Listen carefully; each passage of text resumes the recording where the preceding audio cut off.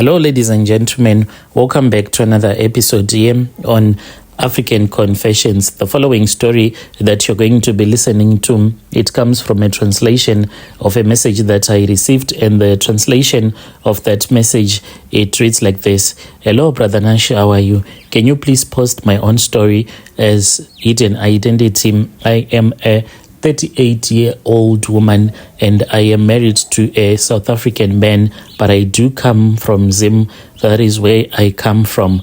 I came to South Africa with my late husband, the one that I also sacrificed. This was my own revenge because of the things that he did to me, cheating on me. My husband was the first one to come to South Africa. He started working here in Johannesburg. He was working in the construction industry. And later on, he then came and he collected me. This was after I had started to hear a lot of rumors, and I would confront him about those rumors, if they were true or not, because people would say that my husband is busy sleeping around with other women. And then he took me and we started to stay together here in South Africa. But later on, I realized that the people, they were not lying. They were telling me the truth. My husband, he had been cheating on me, which was very painful. I do not want to lie to you. Me and my husband, we kept on fighting, and it was really messed up the way that we used to fight against each other. And I finally gave up on that marriage, and then I started working as a maid. I then spoke with my Indian boss, and I told my boss that I wanted to stay at his house as a stay-in maid, because being in the location, it was always traumatizing me, because my husband, he had slept with almost each and every woman that I knew, and it kept on giving me bad memories. Whenever I would see another woman, then I'll start to think about a lot of things, how she had slept with my husband. Like my husband, he just slept with anyone. And then I started staying with my boss. Later on, that was when I moved to another location, which was quite cheap. When I was staying in that location, that is where I met my current husband. We started dating, and the day that he slept with me, I told him that he had to know that now he had a wife, because I did not want another man just to sleep with me and just dump me like that. So he agreed. We then started to stay together.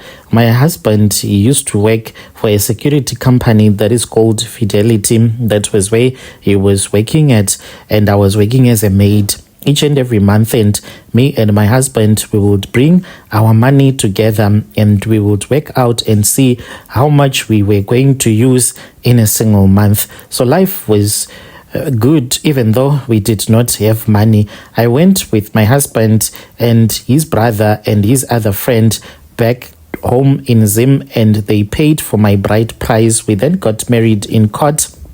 And then I started to apply for my own ID, since I was now married to a South African man. Fast forward, now that I had my papers, I then took the money that I used to get at the place where I was working. After I had saved some money for about 4 months, and then me and my husband, we started to do a money lending business. So we would get a lot of interest from the money that we would borrow to people that would come to us.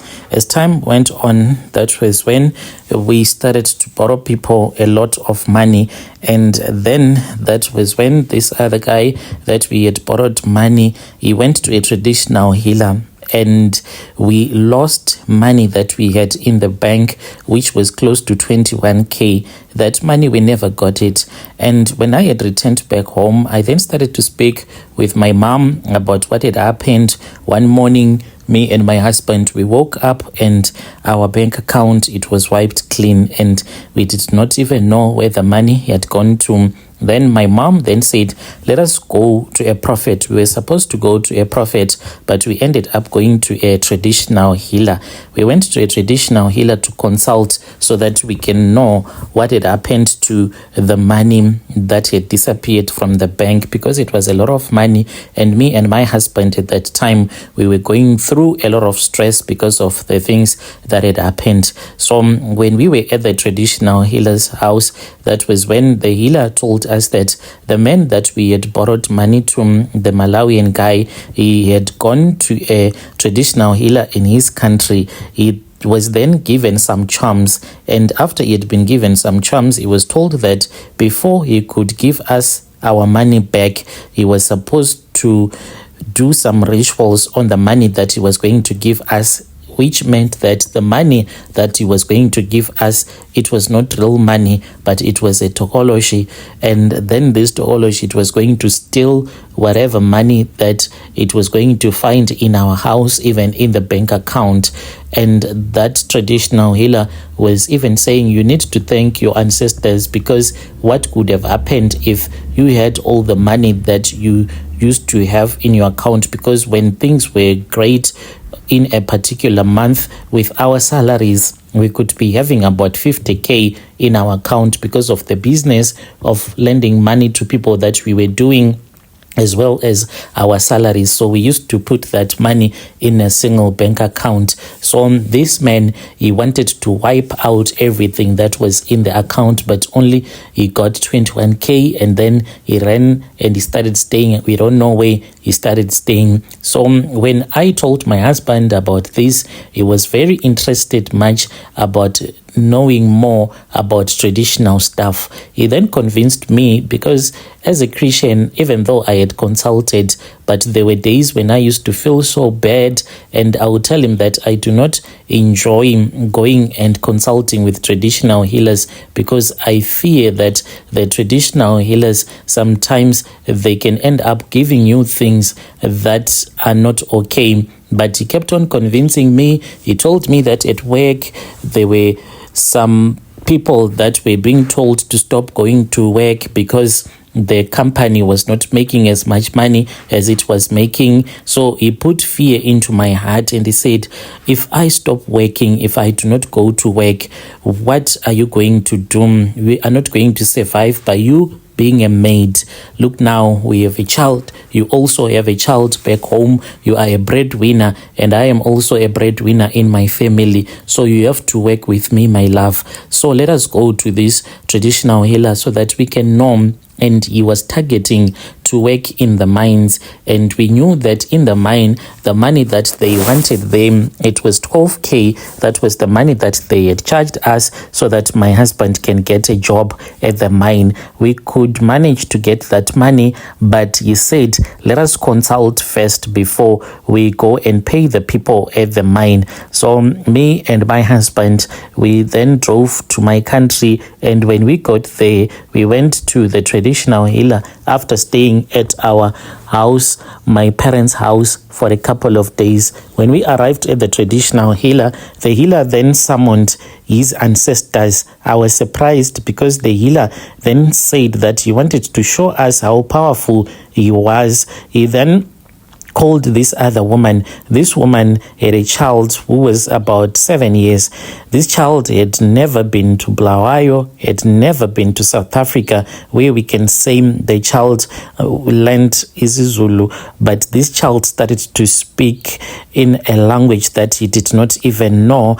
And the traditional healer told us that these were the ancestors of my husband that were speaking. So they then agreed that my husband, in order for him to get a job in the mine, like a proper job with a proper salary, there was blood that was going to be spilled. And this blood, it was only the blood of a chicken that was required to be spilled to the ground. And we did that. We never thought much about it.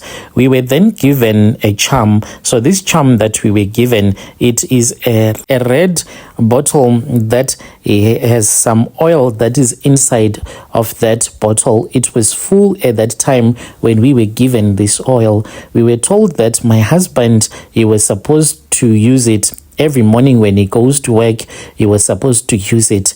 And inside this bottle, there is a small thorn that is inside that bottle. We then returned back. My husband, he started to use that oil even at work. They gave him a promotion, but he did not want to work for Fidelity anymore. He wanted to work in the mine.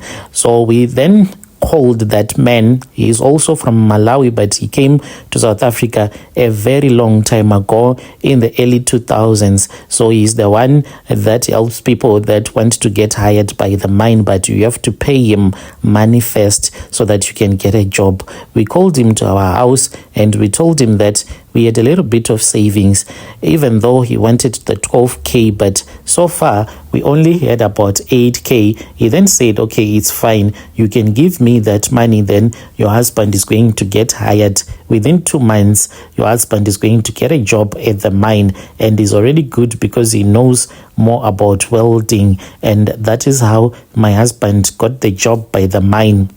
From day one, when my husband started to work at the mine, when he got his salary, working in the mine, you can see change in your life because there is money there in the mines. And me and my husband, after about 7 months, that was when one day when we were looking on our bank app, and then we saw that we could now manage to get a house. So we did not make calculations like getting a house. How much are you supposed to get a house for? Do you afford the house? So we then went for a house which was somewhere around 6-point-something million, which was in a gated community, which was very expensive. At that time, me and my husband, we were staying in an RDP, even the day when we moved out. And when we moved into that mansion was empty for a very long time because we did not have any furniture to put in there. We just wanted to let everyone know that now we have made it in life. Fast forward, me and my husband, we were working, and I had a small business that I had started. I could no longer work as a maid, whilst I was now a landlord, a mansion owner. That is what my husband used to call me. So life was a little bit okay until things got messed up. So we did not know that things had gotten messed up because the oil that was inside that bottle had dried up. So the moment that it dries up, you have to sacrifice. And we had taken the whole year without making a sacrifice of a chicken. When I returned back home to my mom, I then said, Mom, who is bewitching me? Me and my husband, we are no longer enjoying life. What has happened in my life? Is there anyone that you suspect that might be bewitching me? We then went to the traditional healer. The traditional healer then just gave us a false prophecy, but he kept on winking at me. And I said, what is wrong?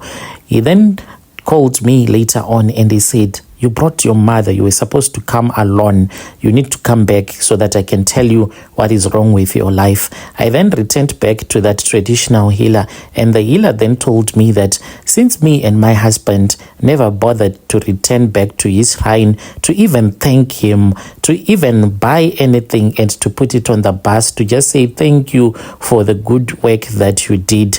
But he said that it was a story for another day. But the story that he wanted to tell me was that the thing that he had given to us, that bottle, at that time I did not even know that this was a tokology. I just thought that it was just a lucky charm that my husband had used to get a job at the mine. He told us that this thing that he had given to us, it was angry. And I said, how can a bottle be angry? He then said that the thorn that is inside that bottle, it is alive. It is the spirit of a person that died, and we woke him up. We then went and we took a thorn from a thorny tree, and then we instructed that spirit of that person that we had collected from the graveyard to enter into that thorn so that it can live inside that thorn. And each and every time when this spirit is working for whomever I would have given it to it needs blood for everything survives on blood, and you did not sacrifice in time. And I said, so what are we supposed to do now in this situation? What are we supposed to do? Then the traditional healer told us that in order for me and my husband to keep on living a good life, for our things not to get messed up, because there was more that was going to come. Even mental illness was going to affect my husband because of the way that he was stressed at all the times. So I agreed to make a sacrifice first on my own, and then when I returned back to South Africa, I then told my husband that this was what was going to happen, and if we do not sacrifice, he was going to run mad. Then that was when he started to tell me some stories that I never knew. He told me that whenever he would be at work, if he was working night shift, he would see this man. This man will just appear in front of him, and this man would be a madman, and he would approach my husband and he would say, I have come to collect you, my friend, so that we can go and play together. Don't you know that you are my long-time friend from a very long time? And he said that some of the things that the man would be saying won't even be making any sense at all. And I was like, why didn't you tell me? He then said, I did not want to worry you. I thought that maybe it was because of the stress that I was having at the time. So my husband then agreed to make a sacrifice, and I also made a sacrifice. To this very day, we still live in that same mansion.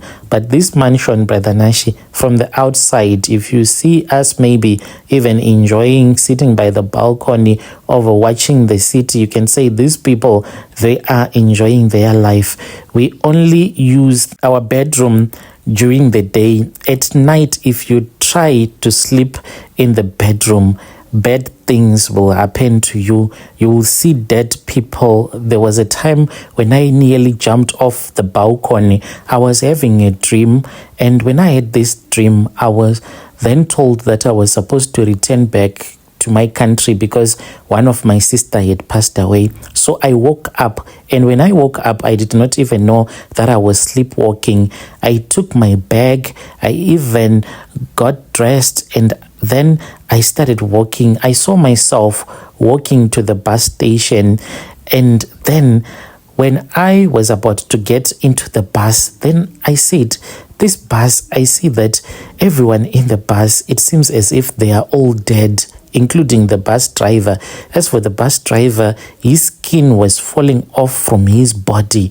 And I said, this bus, what kind of a bus is this? That was when my husband grabbed me. By then, Brother Nashi, I had already started climbing onto the rails that are on the balcony. I wanted to jump. When I threw the bag that I had down, my husband then heard a loud noise. That was when he woke up and he saw that the sliding door that leads to the balcony, it was open, and he came running. He grabbed my hand and he said, what's wrong? That was when I came back to my senses, and I told him what had happened. Since that day, we do not even sleep upstairs. We sleep in the living room on the floor, even though we have a carpet, but we sleep on the floor. That is where we feel much safe. Dear listeners, right there was a message that was sent to me by one of our dear sisters. Strange things indeed they do happen in this world. Let us try to speak with our sister in the comment section. Yo.